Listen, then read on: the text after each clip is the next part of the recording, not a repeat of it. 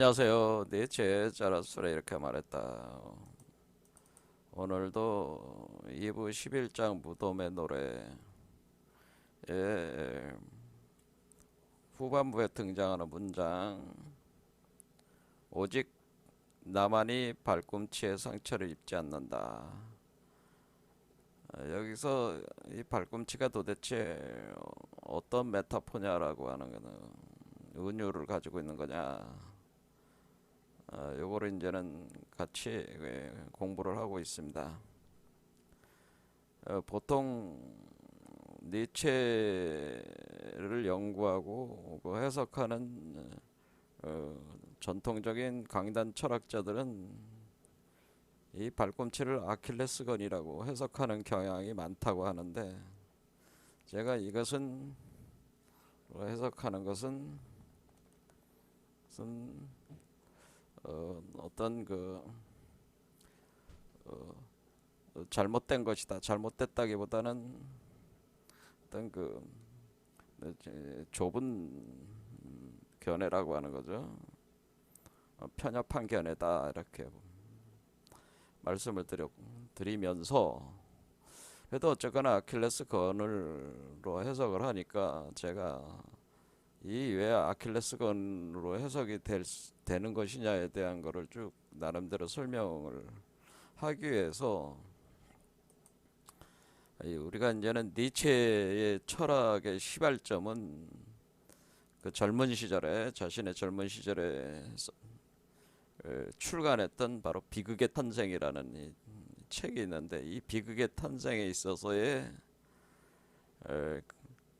그 영웅주의라고 하는 거죠. 그러니까 이 비극의 탄생을 발간함으로써 사실 니체는 그 문헌학계에서 가장 총망받는 학자이면서 교수 생활에서 추방을 당해서, 그리고 철학자의 외로운 길을 이제는 걷게 되는 결정적 계기가 되는 텍스트가 이 비극의 탄생이라는 텍스트이기 때문에, 여기에 등장하는 이 비극이라고 하는 거에 대해서, 근데 비극의 탄생할 때 이 비극이 뭐냐 이거죠.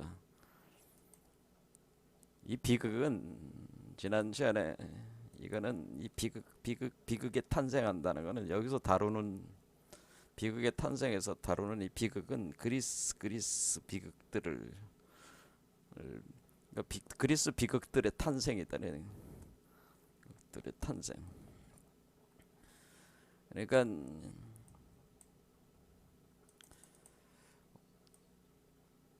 어떤 그리스 비극 작품들이죠. 이 그리스 비극 작품들이 탄생하는 그런 어떤 예술적인 어떤 이, 그 예술관이라고 봐야 되죠. 그리스인들의 탄생 배경이 되는 오는 이 어떤 예술관을 다루는 것이 비극의 탄생에 나오는 거죠. 그때 이 비극이라고 하는 것은 그리스 비극 작품들이 다루는 비극인데, 그 비극은 그리스 영웅들의 비극이라고 하는, 그래서 이 그리스 영웅들의 비극이라고 하는. 그래서 여러분들이 그리스 신화라든가 그리스에 나오는 다양한 그 이야기들을 좀 접하신 분들은 아마 아시겠지만은, 그리스 영웅들은 거의 대부분 비극적인 삶을 살게 됩니다. 그래서 니체가 보기에는 이 슬픔의 고리에 갇혀 있는 그 유한한, 그러니까 인간이라고 하는 존재들, 여기서는 이제 영웅들로 표현하게 되는데, 이 인간이라고 하는 존재들은 이 슬픔의 유한고리, 그러니까 죽을 수밖에 없는 그런 고리, 인간의 그 한계에 갇혀 있는 거죠. 아무리 뛰어난 자라도, 신급의 그 능력을 갖춘 자라도 결국엔 죽는다고 하는 거죠. 그 유한의 고리에 갇혀 있다고 하는, 유한의 운명의 고리라는, 유한한 운명의 고리에 같은. 오르페우스 교회에서 얘기하는 거는 슬픔의 운명의 고리에 갇혀 있다는. 그런데 이것이 바로 갇힌 존재가 인간이라고 하는 건데, 그 인간이라고 하는 우리 인간이라고 하는 것은 이 유한한 운명에 죽을 수밖에 없는 필멸의 그 존재로서 살고 있는데, 그런데 우리 인간이라고 하는 존재의 그 기원은 디오니소스, 그 무한자라고 하는 거죠. 그러니까 인간 자체는 형식적으로는 그건 어떤 형식적 질서 구조로는 유한성으로 드러나지만은 이걸 담고 있는 내용물이라고 하는 것은, 인간은 본질적으로 디오니소스이기 때문에 이 원래 인간이라고 하는 이 존재는 원래 무한의 존재라고 하는, 무한의 존재. 그러면은 디오니소스, 근데 무한성이죠. 무한성을 이제 디오니소스적 특성이라고, 신이잖아요. 그러니까 이 디오니소스가 신이니까 무한성을 가지고 있다. 그런데 이 무한성이라고 하는 것을 하나의 어떤 그 질서 구조에 담게 되면은 이 원한고리를 형성하게 되고 거기에 갇혀버리는 거니까, 이게 무한한 디오니소적 특성들이 유한한 인간적인 그 구조에 이렇게 갇혀가지고, 이런 구조에 갇혀서 이렇게 살고 있는 게, 그게 인간이라고 하는 겁니다. 그러면 이렇게 형식적 질서 구조의 유한 구조는 이게 아폴로적인 거라는 거다. 아폴로. 그래서 예술관으로 볼 때 아폴로적인, 그러니까 우리가 여러분들 삶을 살 때 어떤 나름대로 그 질서 구조를 가지고 있는 삶을 창조해 나갈 때, 여러분들은 아폴로적인 질서 구조를 구현해 나가면서 삶을 구성해 나가고 있는 거죠. 그렇게 구성해 나갈 때 그것은 유한성을 가지고 있는, 그러니까 그게 아폴로적인 구조인데, 근데 이 아폴로적인, 여러분들이 만든 그 아폴로적인 그 구조, 질서 구조는 결국 운명의 고리 그 자체의 속성 때문에 이것은 결국 파괴된다고 하는 거죠. 이 질서 구조는 파괴된다니까, 우리가 이 창조된 운명은 결국 파괴된다는. 여러분들이 어떤 삶을 살 때 여러분들의 삶을 창조했어요. 뭐 돈을 많이 벌었을 수도 있고, 많은 학문을 닦아서 명성을 날릴 수도 있고, 그렇죠? 아름다운 여자와 뛰어난 자식들을 둔 가족을 이뤘을 수도 있습니다. 뭔가 그렇게 그 기업도 만들고 뭐 이런 모든 게 인간의 창조 행위인데, 그 창조 행위로서 나름대로 자기의 그 삶의 질서 구조, 한마디로 작품을 만들어낸 거죠. 작품. 그게 예술적인 작품이라고 하는 거야. 아폴로적 작품을 만들었는데, 결국 그 모든 작품은 여러분의 죽음으로써 결국 파괴된다는. 그런데 그렇게 그러니까 무한성이 결국 아폴로적인 거, 그러니까 디오니소스적인 것이 아폴로적인 것이 드러났는데, 그 아폴로적인 것은 결국 또 파괴가 되는.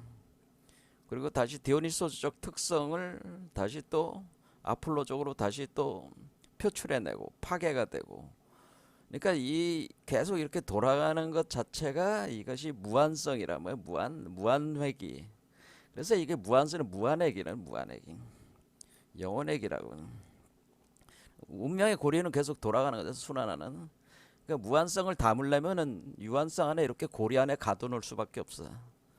그러면서 디오니소적 특성이 계속 체험이 되는 거죠. 그러니까 이런 구조로 계속 디오니소적인 것이 아폴로적인 것으로 드러나면서 질서 구조로 나오지만은, 그 아폴로적인 질서 구조는 결국 파괴가 되고 다시 디오니소적 특성으로 죽어 들어가면서 디오니소스가 부활을 하면서 아폴로적인 것이 다시 창조가 되고, 이런 식으로 끊임없이 이렇게 할 때, 이것을 니체가 젊은 시절에 이런 예술관을 가지고 있었다는 거예요. 그래서 디오니소적인 것과 아폴로적인 것을 이렇게 대비를 해서 자신의 예술관으로 표현을 하고, 이것이 이러한 삶의 특성을 보여주는 것이 바로 그리스 영웅들이 바로 이러한 형태의 삶을 보여준다고 하는 거죠. 그걸 비극 작품으로 만들어 가지고 그리스인들이 그 한마디로 연극을 하는 거죠. 그 연극, 비극이라는 연극을 이제 함으로써 그걸 봄으로써 그리스인들이 그 인간의 운명에 대해서 그렇죠. 그 유한성 속에서 끊임없이 분투하면서 고통을 받으면서 그러면서도 어떻게 끊임없이 창조해 나가는 그 모순성, 그러니까 이게 모순적인 인간의 모습이다. 모순적 모습. 그 무한한 존재로서의 인간이지만은 그 유한성 속에 갇혀가지고 그것이 모순적인 모습이죠. 거기서 운명을 창조하면서도 그 파괴를 수용해야만 하는 그 운명을 창조하면서 그 결국 그 파괴되는 것을 파괴되는 과정을 또 수용해야 되잖아요. 수용해야만은 그 삶 전반에 갇히는, 그래서 삶 전체에 걸친 고통, 뭐 그런 거죠. 그런 고통들을 그래 체험을 하는 거죠. 이렇게 체험을 할 때 그 고통으로 체험이 되는 거죠. 계속 이렇게 될 때 그 고통들을 우리가 외면하지 않고 수용한다는 거죠. 수용을 해서 외면하지 않고 수용하는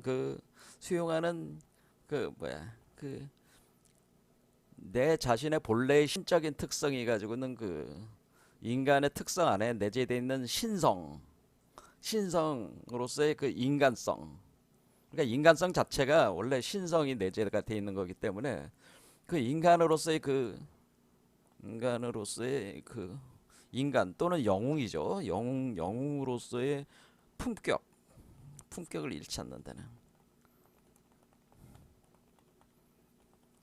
그러니까 당당하다고 하는 겁니다. 당당하다.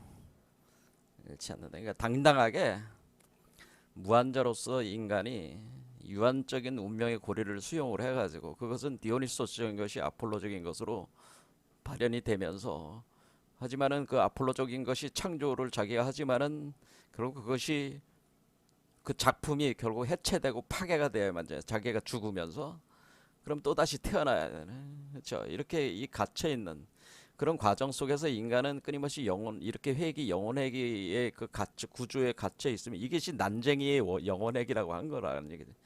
할 때 그 가운데서도 수많은 그 삶의 고통들을 외면하지 않는 거죠. 그 운명을 받아들이고 외면하지 않아. 그러면서 그것을 수용하면서 품격을 잃지 않는 거죠. 왜? 이 운명이라고 하는 것은 여기서 내가 선택한 게 아니야. 지금 여기서는 그렇죠. 그래서 여기서 지금 지난 시간에 다뤘던 거는 이 아킬레스 같은 영웅들은 위대한 영웅들이지만은 자기가 선택한 운명은 아니었다는 거죠. 사실은 우리가 그리스 영웅들은 대부분 어떤 그 주어진 운명을 사는 존재, 주어진 운명을 받아들이고 그것을 수용하는 존재들이었다고 하는 거죠. 그러니까 그런 가운데서 그 주어진 운명일지라도 그것을 자기가 당당하게 받아들이는 거죠. 그래서 그 고통을 수용하는 거죠. 그러면서 그 삶을 사는 거예요. 그래서 그 삶의 불꽃을 태우는 것을 보여주는 거죠. 그런 거를 극으로 만들어서 보여주면은 그것을 보는 그 배우들이 연기하는 걸 이렇게 볼 때 그 카타르시스를 느낀다는 그런 그게 이제 여기서 비극의 탄생은 요런 개념들을 다룬 겁니다. 사실은.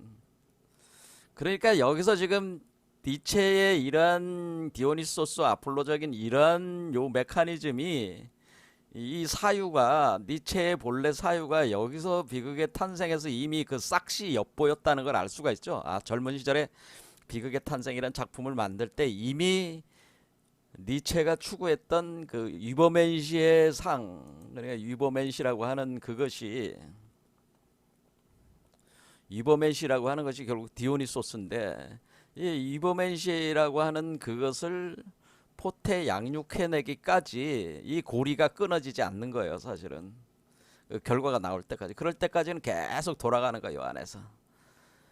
자, 그런 과정의 내용성들이 이미 그 싹시 여기서 이미 이 작품들에서 보여진 거죠. 그런데 여기서는 점점 니체의 사유는 어떻게 전개되냐면은, 이것은 그리스 영웅들은 대부분 주어진 운명이, 자기가 운명을 선택한 게 아니잖아요. 그런데 니체가 점점 이버맨시의 삶을 그 사는 이 짜라수트라 같은 존재들은 운명을 선택한다는 거예요. 운명을 선택한다. 그러니까 운명이 주어지는 게 아니고 운명을 선택한다 할 때, 대부분 그리스 영웅들은 주어진 운명들이고, 운명을 선택하는 자, 이와 같은 형태를 가진 존재들은 프로메테우스 같은, 대표적인 게 프로메테우스입니다. 프로메테우스. 그러니까 우리가 아킬레스는 주어진 운명에 죽을 수밖에 없지만은 전쟁에 참가를 하잖아요. 그렇죠. 받아들이죠. 그러면서 자기의 영웅적 기계를 펼쳐. 그리고 장렬하게 죽어가는 거죠. 발꿈치에 독화살을 맞고. 자, 독화살이라는 거니까 발꿈치에 독화살을 파리스가 쏴가지고 죽일 때의 발꿈치, 이 아킬레스에 있어서 아킬레스 건이라고 하는 것은 죽을 수밖에 없는 인간의 운명성을, 그러니까 이 발꿈치는 죽을 수밖에 없는 인간의 운명을 표현해주는 메타포가 되는 거죠. 그러니까 우리가 아킬레스건이라고 하는 것은 기본적으로 내재되어 있는 인간의 약점, 그건 뭐야? 죽을 수밖에 없다는 거죠. 필멸이죠. 필멸될 수밖에 없는 필멸의 존재로서 영웅을 은유한 것이다. 이걸 메타포화 시킨 거잖아요. 죽을 수밖에 없어. 그거를 은유를 한 것이다. 이때 아킬레스 건은, 그렇죠? 요걸 은유를 한 거라고. 필멸이라는 개념을 은유를 한 것이라는 거예요. 아킬레스 발꿈치를 맞아서 죽는다고 하는 것은, 독화살에 맞아 죽는다고 하는 것은. 그런데 여기서 아킬레스는 자기가 선택한 운명이 아니라 신탁에서 또는 프로메테우스가 그런 예언을 했기 때문에 그 예언에 따라 가지고 자기가 운명에 갇혀서 산 거잖아요, 사실. 그러니까 여기서 아무리 영웅들이 자기가 잘났다고 하지만은, 그리고 우리가 이렇게 위버맨시로 나오는 사람들은 다 영웅들이라고 보시면 돼요. 위버맨시의 삶을 살고자 하는 자들은 영웅의 삶을 살게 돼 있다, 그런 얘기예요. 니체가 볼 때는 모든 그 위버맨시의 삶을 추구하는 자들은 영웅적이다라고 하는 겁니다. 이 보통 인간이 아닌 것이죠. 그런데 이렇게 영웅적인 삶을 사는 자들도 결국 필멸의 구조를 갖는 것은, 그것이 대부분 주어진 운명을 수용하는 피동성, 이것은 그냥 운명을 수용하는 피동성이 있다. 피동적이잖아요. 그러니까 운명의 구조, 이 고리를 깰 수가 없기 때문에 수용하는 거 아니야. 그런데 아예 이 고리를 운명을 선택하는 자로서의 영웅들도 있단 말이야. 그 대표적인 사람이 프로메테우스라는 거거든요. 그래서 우리가 짜라수트라는 운명을 선택하는 존재라는 거죠. 운명을 선택. 그러니까 일부러 자신의 무한성을 포기를 하고 유한의 세계로 자기를 던져넣는다는. 그러니까 이 짜라수트라가 자기가 이 고리를 나왔잖아요. 깨고 나왔지만은 자신이 깨고 나온 상태로 머무는 게 아니고 다시 운명의 고리로 들어가잖아요. 하강 작업을 한다고 하는 것, 하강을 했다고 하는 것은 다시 무한자임에도 자신이 스스로 선택을 해서 유한의 세계로 자기를 던져넣는 거니까, 이 경우에는 디오니소스, 바로 짜라수트라는 뭐야? 운명을 선택하는 거죠. 그러니까 어떤 운명을 선택하는 거예요? 자신의 무한성을 유한성 속에 가두는 선택을 하게 되는 거죠. 그래서 유한자들 속에서, 인간들 속에서 인간들을 무한자로 만드는 작업을 하면서 하기 위해서 자신의 그것을 포기를 하는, 그때 프로메테우스라고 하는 이 상은, 프로메테우스는 결국 인간을 창조하고 불을 가져다 준 자잖아요. 그래서 프로메테우스가 인간을 창조하고 인간에게 불을 줬어요. 그러니까 제우스가 왜 인간들이라는 존재들에게 불을 주느냐? 그건 이제 그 프로메테우스가 그 헤파이스토스의 그 화산, 그 화산에서 이제 대장간이 헤파이스토스의 그 대장간이 제우스의 제일 큰 아들이 헤파이스토스잖아요. 그 대장장이신. 거기에 이제 대장간에 가가지고 불꽃을 갖다가 불을 갖다가 숨겨가지고 인간들에게 줍니다. 그러니까 할 때 그것은 인간을 창조하고 또 인간을 원래 디오니소스가 예그 티타네스가 그 디오니소스를 갈기갈기 찢어서 먹어서 재로 변했을 때 그것을 디오니소스와 그 티타네스의 살과 피를 섞어가지고 그것을 인간을 창조한 것도 프로메테우스네. 인간을 창조하고 그러니까 인간을 창조하네. 그리고 불을 가져다 주네. 그러니까 이게 불을 가져다 주는 행위죠. 지금 짜라수트라의 행위는 자기는 빛이라고 했으니까 빛을 주는 존재라는 거는 불을 가져다 주는 존재라는 얘기예요. 그렇죠. 그래서 새로운 인간을 창조를 하려고 하는 거 아니야 지금. 그렇죠. 자기와 같은. 그래서 이렇게 할 때 이것은 운명을 선택한 짜라수트라의 그 모습을 가지고 있는 거죠. 그게 디오니소스 위버맨시 디오니소스를 수태 분만한 자의 그 모습이라는 거죠. 자, 그래서 우리는 여기서 한 단계 업그레이드 되는 거죠. 자, 그래서 니체가 원래 그리스 영웅들은 자기가 어찌해 볼 수 없는 운명에 몸부림치면서 또 품격을 잃지 않으면서 그 무한성을 표출을 하면서 장렬하게 죽는 영웅주의를 다룬 것은 주로 비극의 탄생이지만은 궁극적으로 니체가 추구한 건 뭐예요? 그 피동적 운명이 아니라 자기 스스로 이 운명을 선택해 버린다는 거죠. 무슨 말씀인지 아시겠죠? 그래서 이 차이가 뭐야? 피동적이냐, 운명을 수동적으로 수용을 하느냐, 운명을 능동적으로 창조를 하느냐, 그 차이라는 거죠. 그렇게 니체의 사고는 계속 발전을 한 거예요. 그 젊은 시절에 비극의 탄생에서부터 약점들을 보강을 하면서 운명을 선택하고 창조하는 자. 그래서 창조하고 그 운명 자체로 뛰어드는 자죠. 창조하고 자기가 창조한 운명에 자신을 던져놓는 거지. 그래 자신을 던져놓는 자란 말이야. 이게 지금 그 니체가 얘기하는 디오니소적 긍정의 철학이라고 하는 디오니소적인 삶이라고 하는 것은 자기가 운명을 선택해서 창조하고 그 창조한 운명에 자신을 던져넣어서 자신의 무한성을 유한성 구조에 자기를 던져넣어서 거기서 스스로 고통을 받는다는 거죠. 스스로 고통을 받는데 그 스스로 고통을 받는 그 고통을 기쁨으로써 받는다고 하는 겁니다.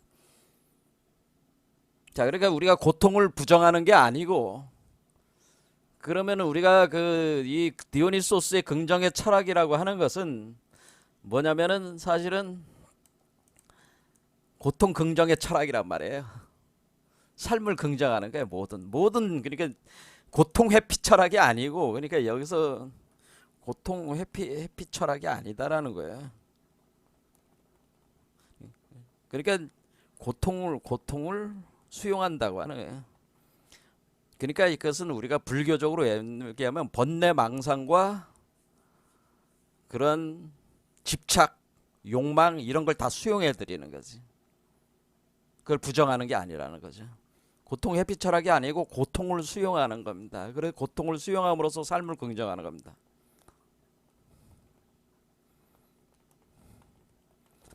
철학이 바로 원래 디오니소스 철학이라는 거예요. 고통을 수용함으로써 삶을 긍정하는 철학이 디오니소스적인 삶이다. 지금 여러분들도 인생을 살면서 다양한 고통을 겪고 계실 거예요. 고통 없는 삶이 어디 있어요? 하지만 그 고통을 수용을 하라는 거죠. 기쁨으로 수용을 하라는 거죠.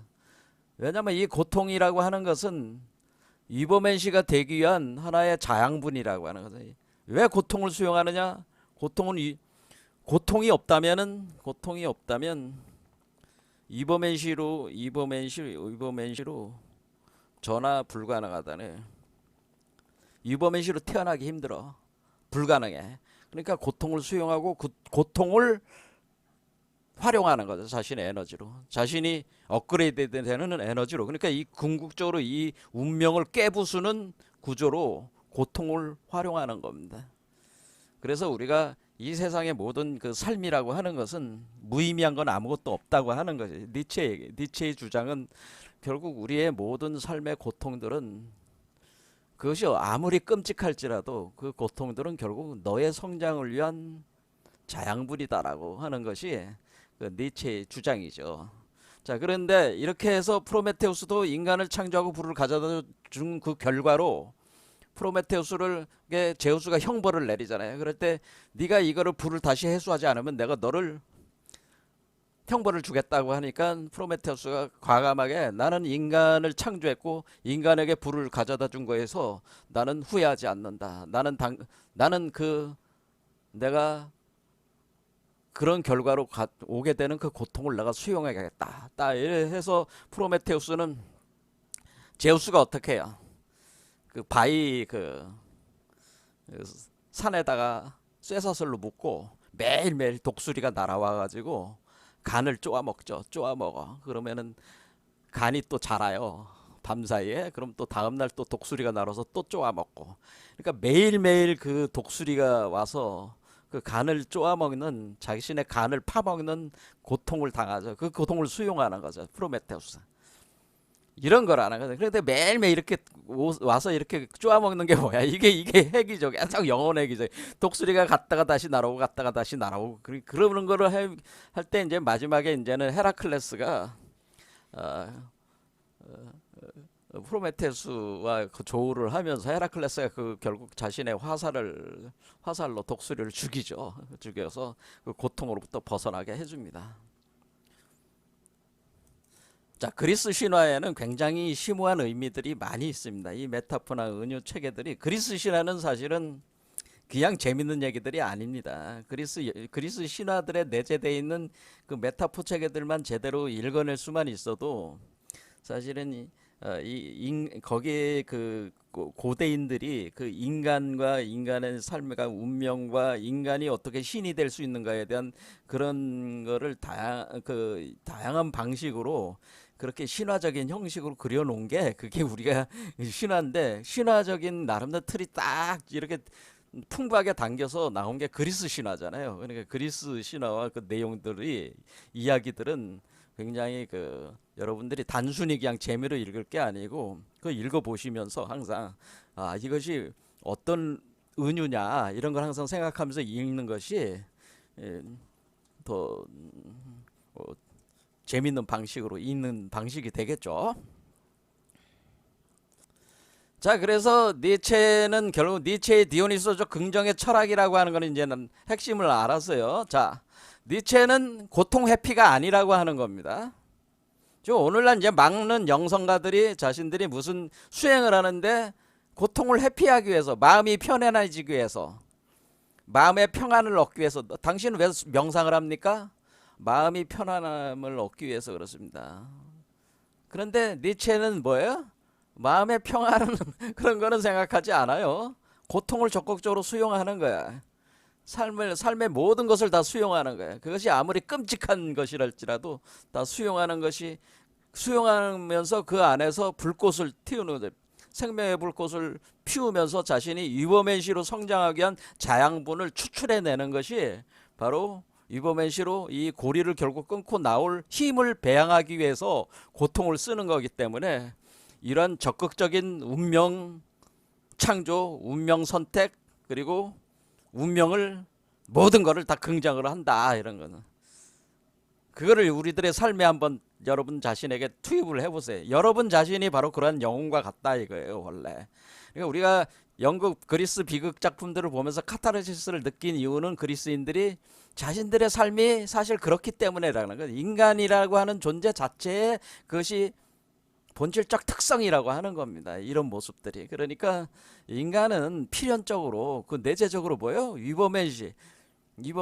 결국 이 유한자로서의 아폴로적 질서를 완전히 깨버리고 이 고리를 깨버리고 나올 수밖에 없는 그것을 향해서 나가는, 인간은 그 다리오 과정으로서 존재한다고 하는 것을 니체는 뭐예요? 그것이 본질적인 구조라고 하는 것을 이렇게 설명을 해주면서 우리가 지금 현재 겪고 있는 이 고리 안에 갇힐 수밖에 없는 상식으로 우리가 살고 있지만은 이것 자체도 다 긍정을 하라는 게 그게 에너지라는 거예요. 그 고통의 에너지가 결국 너를 성장시킨다고 하는 겁니다. 그래서 짜라수라더라도 결국 이 세계로 들어오는 이 고통의 세계로 들어오는 건 왜 그래? 이 고통의 세계가 있어야지만이 해방될 수 있기 때문에 그래. 이게 고통의 세계가 없어지는 게 아닙니다. 고통이 있어야지만이 성장할 수 있습니다. 인간이라고 하는 것은 고통이 있어야지만 부처가 되고 그리스도가 되고 신선이 될 수가 있습니다. 그러니까 고통을 적극적으로 수용하라고 하는 겁니다. 오늘날 인류가 겪고 있는 수많은 고통들이 계속 밀려들고 있습니다. 적극적으로 수용을 하십시오. 죽으면 죽어야 된다면 죽으면 되는 겁니다. 무엇이 두렵습니까? 뭐 이런 마음으로 갖는 거. 뭐가 두려워가지고 종말이 두려워서 그냥 발발발발 떱니까? 죽으면 죽으리라 그런 생각을 가지고 살으라 그런 얘기죠. 자, 그래서 내가 죽을 수밖에 없으면 그냥 죽으면 돼요. 그런 얘기입니다. 품위를 잃지 말란 말이에요. 인간으로서. 근데 많은 사람들이 자신의 그런 어떤 내재되어 있는 신성을 외면을 하고 아주 인간 같지 않은 것들에게 가서 고개를 숙이고 노예 노릇을 하고 있으니 참 안타까운 부분들이 있는 거죠. 니체가 얘기하는 삶은 그런 품위를 유지하라는 거죠. 그 고통을 수용하는 거. 아무리 끔찍한 것도 다 수용하는 그 인간의 내재되어 있는 무한성, 신으로서의 신성, 그것에 기초를 해가지고 너 자신은 이미 이범해지다라는 거죠. 그러니까 그것을 잃지 마라. 그 품위를 잃지 마라고 하는 겁니다. 고통을 적극적으로 수용하라는 겁니다. 이걸 제가 계속 강조하는 게 이겁니다. 왜냐하면 기존의 가르침들이 하도 고통 회피를 가르치기 때문에 그게 아닙니다. 고통을 수용하라는 얘기입니다.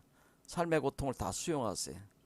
그 고통을 통해서 카타르시스를 느끼고 고통을 통해서 상승하시라 그런 얘기예요. 고통은 우리의 그 상승의 그 자양분이라 그러죠. 번뇌 망상이야말로 우리의 상승의 자양분이다. 그래서 불교에서도 번뇌 즉 보리, 번뇌가 곧 깨달음이다. 그런 얘기가 나오는 이유가 그런 거죠. 그거와 이 니체의 사유가 거의 동일하다고 보면 되는 거죠. 자, 그러다 보니까 벌써 30분 흘렀습니다. 자, 이제 아주 중요한 얘기를 한 거죠. 바로 니체의 디오니소적 긍정의 철학이 무엇인가를 이제는 어느 정도 감을 잡으셨을 거예요. 그렇죠. 우리는 유한의 세계에 들어와서 살고 있고 유한의 세계를 적극적으로 활용을 해야 된다고 하는 거죠. 그런데 유한의 세계 속에서 일어나는 모든 것들을 여러분들은 수용하고 자신의 성장의 자양분으로 삼으라는 겁니다. 그것이 바로 디오니소스 긍정의 그런 운명을 선택하라는 겁니다. 그런 운명. 이렇게. 자, 그러면은 우리가 여기서 아킬레스건이 발꿈치다라고 이렇게 얘기하는 이거는 사실은 사실 좁은 견해라고 얘가 얘기를 한 겁니다. 이게 발꿈치는 결국 여기서는 그 아킬레스건으로 해석할 땐 죽을 수밖에 없는 어떤 운명에 대한 하나의 메타포로서 발꿈치가 제한이 되고 있다라고 아킬레스건으로 볼 때는 그렇게 이해할 수 있지만은 그것은 아킬레스 자체가 원래 자기가 운명을 선택한 것이 아니라 이미 주어진 운명에 그렇게 된 거기 때문에 그렇게 보는 것은 뭐야? 그렇게 보는 것은 너무 복잡하고 명쾌하지가 않은 그런 해석이라고 하는 거예요. 이것이 자, 왜 이렇게 아킬레스건으로 보는지 그 이유를 설명한 사람도 별로 없어요. 거의 없는 것 같아요. 그런데 아킬레스건이 아니라는. 그럼 발꿈치는 그럼 어디서 나온 겁니까? 제가 항상 얘기하기를 니체는 항상 예수하고 비교를 하면 된다고 제가 얘기했습니다. 니체는 예수의 상속자, 니체 자체가 자기가 안티크리스트라고 자기가 반그리스도인이라고 자기 스스로를 주장을 하지만은 그거는 기독교의 그 사유 체계나 그것을 이끌고 있는 사제들에 대한 반발이지 예수에 대한 반발이 아니란 말이에요. 예수는 너무 일찍 죽은 자신의 선배와 같은 존재란 말이에요. 그리고 이 짜라투스라 이렇게 말했다 이 텍스트 안에 끝없이 이 성경 구절들이 계속 비교가 되면서 등장을 한단 말이에요. 그 중에 하나가 이 발꿈치란 얘기죠. 자, 그래서 그래서 우리가 자라투스트라를 이해하려면 지금 뭘 어떻게 돼? 이해하려면 우리가 그리스 신화와 그리스에 관련된 전반적인 모든 문명적 구조에 대해서 우리가 사유 체계를 어느 정도 상당한 이해력을 가지고 있어야 하기도 하지만은 또 뭐야? 이해하려면 바이블, 성경 이해가 필수요.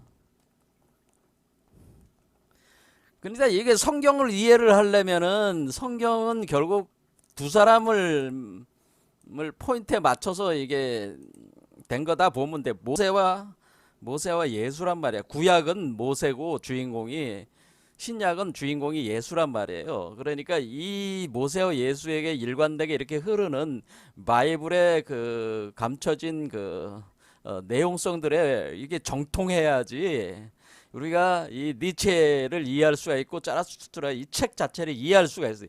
근데 기존의 이 짜라투스트라 전문가들은 이 성경에 대한 정통적 이해심이 없다 얘기야. 제가 볼 때는 한심하다는 거야. 그러니까 그리스 신화에 대한 그 은유 체계에서도 상당히 약하지만은 뭐 그걸 뭐 잘하는 것도 아니지만 제가 볼 때는 또 성경 이해도 그렇게 잘, 그러니까 이게 철학자들이다 보니까 철학자들이 뭐야, 여기 안티크리스트라고 하니까 여기에 그냥 매달려 가지고 아예 반기독교주의자인데 뭐하러 성경이 그렇게 중요하겠냐, 이렇게 이제는 강단사학자들은, 짜라투스트라 전문가들은 그렇게 생각을 하는 거겠죠. 하지만은 짜라투스트라 책이나 니체 자체가 예수와 그 성경에 거기서 상당한 영향을 받았어요. 이 사람 자신이 원래 자기 아버지가 목사잖아. 그렇잖아요. 그러니까 목사 집안에서 태어났잖아요. 그래서 그 영향권 안에서 자랐단 말이에요. 그래서 이미 거기에 대한 깊은 지식을 가지고 있었다, 그런 얘기입니다. 아, 그러면 여기 발꿈치라는 얘기가 그러면은 성경에 나와 있습니까? 나와 있으니까 그런 얘기예요. 어디 나와 있습니까? 창세기 3장에 나와 있어요. 창세기 정확하게 나와 있어요. 창세기 3장에 보면은 발꿈치 얘기가 나와 있습니다. 읽어보겠습니다. 창세기 3장인데, 창세기 3장. 자, 창세기 3장이 다루는 내용은 뭐냐면은 여전히 선악과 문제죠. 선악과인데 지금 니체가 여기 선악의 저편 또는 선악의 피안이라는 선악의 문제를 다루고 있잖아요. 선악의 문제가 바로 도덕의 문제야. 도덕의 계보 뭐 이런 거잖아요. 그때 우상 뭐 이 사람 뭐 안티크리스트 뭐 이런데 이 선악과 문제를 다루는 게 바로 이 창세기 3장이란 말이야. 이럴 때 선악과에 의해서 이 3장이 다루는 거 뭐예요? 선악과 사건과 뭐야, 신락하는, 그러니까 낙원으로부터 추방되는 그 사건을 다룬 게 창세기 3장이잖아요. 여기에 이제 등장하는 문장이에요. 이게 발꿈치가. 그럴 때 여기서 선악과 사건에서 등장하는 게 누구야? 여기서 주인공으로서 거의 역할을 하고 있는 게 뱀과 여자잖아요. 뱀과 여자. 이 뱀과 여자가 등장한단 말이에요. 그래서 이 뱀이 여자를 꿰어가지고 유혹해가지고 선악과를 섭취하게 만들잖아요. 그렇죠? 그래서 신락되는 어떤 그런 결과로 이어지는 거죠. 그렇게 할 때 이 여호와 하나님이라고 하는 존재가 이 뱀과 여자의 관계에 대해서 예언을 하게 된단 말이에요. 뱀과 여자가 주인공으로서 이 선악과 사건이 발생했는데 이 뱀과 여자의 관계의 미래의 이 관계가 어떻게 될 것이냐에 대한 그 예언이 있다고 하는 거예요. 자, 그거 한번 읽어보자. 거기에 나와 있다는 거예요. 자, 여기 보겠습니다. 그래서 선악과를 먹었어, 여자가. 그래서 여자한테 묻는 거예요, 여호와 하나님이 여자에게 이르시되 내가 어찌하여 이렇게 하였느냐, 네가 왜 선악과를 먹었느냐. 여자가 말을 하되 뱀이 나를 꿰므로 내가 먹었나이다. 뱀이 나를 유혹하고 꿰어가지고 강교하게 꿰어가지고 내가 먹었다, 이렇게 얘기하니까 여호와 하나님이 뱀에게 이르시되 내가 이렇게 하였으니 뭐 쫄쫄쫄쫄 나와요. 그러면서 뱀과 여자의 관계가 어떻게 될 것이라는 건 너희 둘이 지금 문제를 발생시킨 놈들이잖아. 그러니까 뱀이 여자를 속였다고 여자는 주장하고 주장하는 거 아니에요. 그러면 이 관계가 어떻게 나중에 되느냐 이렇게 되는 거예요. 15절에 나와 있습니다. 내가 너로 여자와 원수가 되게 하고 내 후손도 여자의 후손과 원수가 되게 하리니 여자의 후손은 내 머리를 상하게 할 것이요 너는 그의 발꿈치를 상하게 할 것이니라. 여기 나왔잖아, 발꿈치가. 이 발꿈치를 얘기한 거란 말이야. 그러니까 니체가 얘기한 건 이 발꿈치야. 자, 이 발꿈치로 해석하는 게 가장 정확한 해석이라. 그래. 내가 너로 여자와 너란 게 뭐 이게 뱀이잖아. 내가 뱀과 여자가 원수가 되게 하고 뱀과 여자는 원수 관계가 되고, 원수 관계가 된단 말이야. 그리고 여자의 후손과 원수가 된다는 거야. 그래서 뱀의 후손과 여자의 후손이 원수 관계가 된다. 그러니까 후대에 와서 그러니까 미래에 뱀의 후손과 여자의 후손이 원수 관계가 된다. 이렇게 된 거잖아요. 그러면은 여자의 후손이 뱀의 머리를 상할 것이요. 여기죠. 여자의 후손은 그러니까 원수 관계니까 가만히 있지 않나. 둘이 싸운다는 얘기죠. 싸울 때 여자의 후손이 네 머리, 뱀의 머리를 상하게 한다고 돼 있잖아요. 그리고 너 뱀은 여자의 후손의 발꿈치를 상하게 할 거니까 그라고 한 거니까 이건 아들이란 말이야. 그러니까 남성 명사니까 그의 발꿈치를 상하게 할 것이다 할 때 이 발꿈치가 여기 나왔잖아요.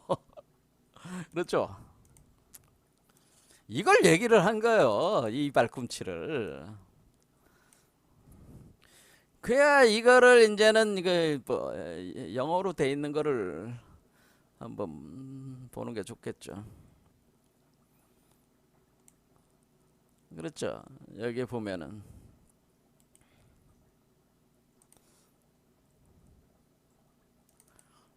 그러니까 이게 기존에 짜라수트라 니체 전문가들도 이런 공부들을 제대로 안 하시니까 이거 모르는 거지 이게. 그렇죠. 이렇게 될 때. 자, 여기 후손이란 말을 뭐라고 했냐면 씨라고 해서 시드. 그렇죠? 그녀의 시드. 그렇죠. 힐 여기 바로 있잖아요. his heel. 그러니까 그의 힐이니까 발꿈치잖아요. 힐 할 때 his니까 뭐예요? 남성적인 거잖아요. 그래서 힐이다 이런 얘기. 자, 그러면 이게 그러면 이렇게 이걸 알았죠. 자, 알았어요. 그러면은 이렇게 원래 그러니까 우리가 선악과 사건을 이게 굉장히 깊이 이해를 해야 되는구나. 선악과 사건의 신락이 일어날 때에 이브와 뱀 사이에 원수 관계가 되면서 이브의 후손과 뱀의 후손이 싸우게 되고 이브의 후손이 뱀의 후손의 머리를 상하게 하고 뱀의 후손이 이브의 후손의 발꿈치를 물어서 상하게 할 것이다 하니까 여기 발꿈치에 상처를 입지 않는다는 것은 오직 나만이 발꿈치에 상처를 입지 않는다는 것은 요 문구를 염두에 두고 한 거죠. 나는 내 발꿈치를 뱀이 물겠지만은 나는 내 발꿈치를 그러니까 여기서 그러니까 짜라수트라의 입을 빌려서 하는 거는 결국 이렇게 뱀의 후손이 내 발꿈치를 물어서 상하게 하려 하겠지만 나는 내 발꿈치는 상하지 않는다는 거죠. 내 발꿈. 이런 얘기나 마찬가지잖아요. 그렇죠? 이렇게 나는 상처를 입지 않는다. 그러니까 나는 뭐냐면 결코 깨질 수 없는 여기 앞에 이렇게 써 있잖아요. 내게는 상처 입힐 수 없는 것을 해놨잖아요. 파묻어 버릴 수 없는 것, 바위를 뚫고 나오는 것이 있다. 내 의지가 바로 그것인데 봐, 이렇게 상처 입힐 수 없다는 거죠. 내 발꿈치는 상하지 않는다. 그리고 상하지 않을 뿐더러 상처를 입힐 수가 없다라는 거예요. 꼭 그렇게 니체는 항상 이렇게 그 바이블과 연관을 해서 뭐라고 하는 거예요? 바이블보다 약간 반발짝 앞선 얘기를 하는 거란 말이에요. 자신과 비교를 하면서 나는 상처 입지 않는다. 내 발꿈치는 상처를 입지 않는다라고 하는 거예요. 오직 나만이 발꿈치를 상처를 입지 않는다, 이런 얘기입니다. 이게 뭔 얘기요? 이거를 해석할 수 있어야지.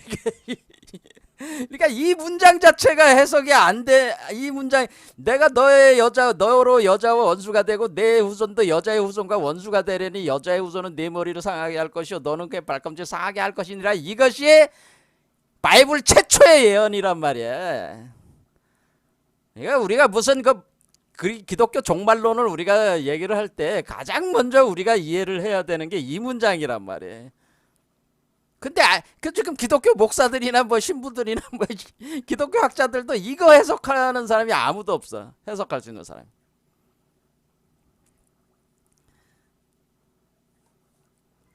근데 그게 안 되는데 무슨 짜라수트라 전문가들은 무슨 별 수가 있어요? 이거를 떠올릴 수 있는 사람이 없다고 봐야지. 하지만 이걸 염두에 두고 니체가 한 거예요. 그러니까 니체는 이 문장에 대해서 완전히 파악을 하고 있었다고 하는 거예요. 니체는 이 문장이 무슨 의미라는 걸 알았다는 얘기요. 자, 그래서 니체가 얼마나 심오한 사람인가를 우리 여기서 또 엿볼 수 있습니다. 제가 계속 공부를 하면서 니체를 이렇게 강의를 할 때마다 놀라는 것이 이 양반은 엄청난 신학자이기도 해요. 그러니까 당대 그 어떤 신학자들도 따라올 수 없는 차원의 어떤 그 바이블에 대한 아주 깊은 통찰에 이미 도달한 사람이란 말이에요. 이제 니체가. 그러니까 예수를 완성한 사람이라고 보면 돼. 그래서 예수의 후계자이면서 예수의 그 사유체계, 그 어떤 십자가에서의 죽음과 부활의 그 사유를 영혼의 기 사유 체계로 그것을 그 업그레이드 시키면서 그것을 완성한 존재가 바로 니체다 그러냐. 그러면은 여기서 그럼 이 문장과 그러면 우리는 그러면 여기서 여자의 후손과 여기서 핵심이 뭐예요? 그러면 여자의 후손이 누구, 뱀의 후손이 누군지 알아야 될 거 아니에요. 그럼 여기서 여자의 후손이 누구예요? 뱀의 후손이 누구예요? 그렇죠? 여자의 후손이 누구요? 이렇게 물어야 되는 거 아니에요? 이 정체를 알아야지 이걸 풀 거 아니야. 그게 어디 나왔다? 이거는 요한계시록 12장에 나왔다는 거예요. 자, 여기 요한계시록 12장에 보겠습니다. 요한계시록 12장에 하늘에 큰 이적이 보이니 해를 옷 입은 한 여자가 있다고 했는데, 여자가 있고 그 여자가 아이를 베어서 해산하게 되는데 아파서 애를 쓰며 부르짖더라. 그래서 여자가 아들을 낳으니, 그렇죠? 이는 장차 철장으로 만국을 다스릴 남자다. 그 아이를 하나님 앞과 그 보좌 앞으로 올려가더라. 그러니까 이 여자와 그 아들이 나온 거잖아요. 그러니까 여자가 해산하는 여자가 있고, 이 해산하는 여자가 후손이 누구야? 여자의 해산하는, 그러니까 이 요한계시록, 그러니까 우리가 이 창세기는 알파잖아. 바이블의 알파잖아. 시작이잖아. 요한계시록은 오메가잖아. 바이블의 끝이잖아. 맨 마지막이잖아. 그럼 요한계시록 12장에 요한계시록에 그 해산하는 여자의 해산된 아들이 바로 여자의 후손이란 말이야. 제가 뭐라고 그랬어요? 인간이 여자라고 그랬잖아요. 사람이 여자라고 그랬잖아요. 사람이. 그래서 사람이 여자 역할을 해서 하나님은 신랑이 되고 사람은 신부가 되는 거라고 그랬잖아요. 그래서 사람이 여자가 돼서 그 사람이 자신의 몸 안에 그 남자아이를 잉태해 가지고 출산하는 요 아이가 뭐예요? 유보맨시지. 그러니까 사람이 여자니까 이 유보맨 씨가 지금 유보맨 씨가 누구야? 해산되는 아들이란 말이야. 해산되는 아이. 그렇죠, 아이. 아인데 아들로 해서 이 유보맨실에 자, 이거를 이제는 니체적인 논법으로 바꾸면 뭐예요? 아, 이게 해산된, 그러니까 여기 여자의 후손은 위버맨시라는 걸 알 수가 있어요. 그래서 이거를 예수는 뭐라고 그랬어요? 사람의 아들이라고 한 거잖아요. 사람 자신이 변한 존재란 말이야. 그러니까 자식으로 자기가 부모, 엄마가 돼서 자식으로 자신을 변화시켜서 자기가 태어나는 거 아니야. 그러니까 이 사람이 여성체 역할을 하면서 이거를 자기 스스로 몸 안에서 산출해내는 거니까 이게 사람의 아들이잖아. 사람 몸속에서 나온 존재니까. 사람의 아들 인자라고 예수가 계속 자기를 그리스도를 인자라고 자꾸 부르는 뭔가 사람의 아들이라고 하는 건 뭐예요? 사람의 몸속에서 나오기 때문에 사람의 아들이라고 하는 거야. 그러니까 이게 니체의 위버맨시가 예수의 인자란 말이에요. 그런데 그러면은 여자의 후손은 위버맨시인 거는 알겠습니다. 그럼 우리 몸속에서 해산되는 위버맨시가 포테스에서 나오는 위버맨시가 바로 그 여자의 후손이네요. 그러니까 여자의 후손의 발꿈치는 뭐예요? 위버맨시의 발꿈치죠. 위버맨시의 발꿈치를 지금 상하게 하려고 하는데 지금 니체는 뭐라고 하는 거예요? 내가 위버맨시로 이렇게 수태분만할 때 이 발꿈치는 상하게 할 수가 없다. 자기 그렇게 광화하게 얘기하잖아요. 그렇죠? 그렇게 나는 성경에서 이렇게 예언된 그 존재보다도 나는 더 완벽한 존재로 해서 나오게 된다라고 하는 것을 니체는 광화하게 그걸 선포를 한 거죠. 굉장한 자신감이죠. 그렇죠. 자신이 추구하는 위버맨시는 인자보다도 한 수 위다라고 하는 거를 얘기하고 싶은 거야. 그러니까 자기가 예수보다도 더 위다라고 하는 거를 사실은 은연중 이렇게 내포를 하고 있는 거란 말이야. 예수 그리스도로 표현되는 인자보다도 더 완벽한 존재다. 자기는 절대 뱀이 그런데 여기서 그러면 뱀의 후손은 뭐예요? 뱀의 후손? 뱀의 후손도 바로 여기 써 있단 말이에요. 여기 12장에. 그러니까 하늘에 이적이 보이니 회를 옷 입은 한 여자가 있어서 여자가 아이를 해산하게 돼서 아들을 낳았는데 그 아들이 장차 만국을 다스릴 남자다. 그러니까 우주 제왕이 된다고 하는 거죠. 위버맨시가 우주 제왕이 되는데 그 하나님 아까 그 보좌 앞으로 올려가는데 그런데 여기에 뭐가 나오냐면은 세 번째 절에 하늘에 또 다른 이적이 보니 보라 한 큰 붉은 용이 나왔다라. 붉은 용이 있어서 그래서 이 사람 여기서 그래서 붉은 용 그래서 그레이트 레드 드래곤 거대한 붉은 용이 바로 이 뱀의 후손이란 말이야. 자, 뱀의 후손은 누구요? 붉은 용이요. 붉은 용. 그레이트 레드 드래곤이잖아.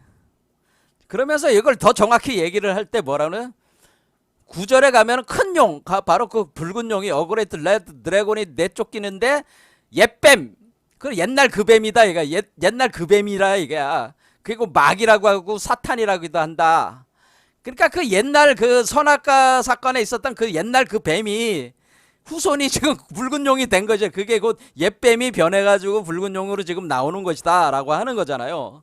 그러니까 이게 옛뱀의 후손, 그 뱀의 후손이란 뜻이잖아.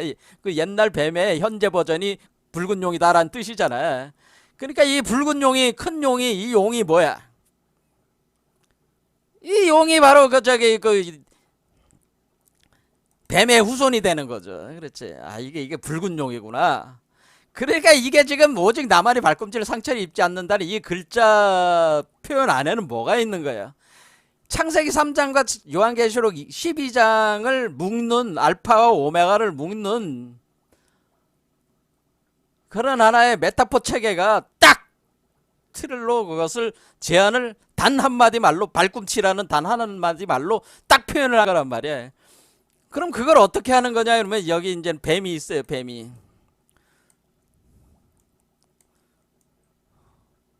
자, 이렇게 됩니다. 이렇게 돼가지고 여기 뱀의 꼬리가 여기서 시작돼가지고 이렇게 왔잖아요. 그러면 여기 처음 여기 꼬리 있는 시점이 옛날 뱀이란 말이야. 선악과 사건을 일으킨 뱀이 요 시점이란 말이야. 시간.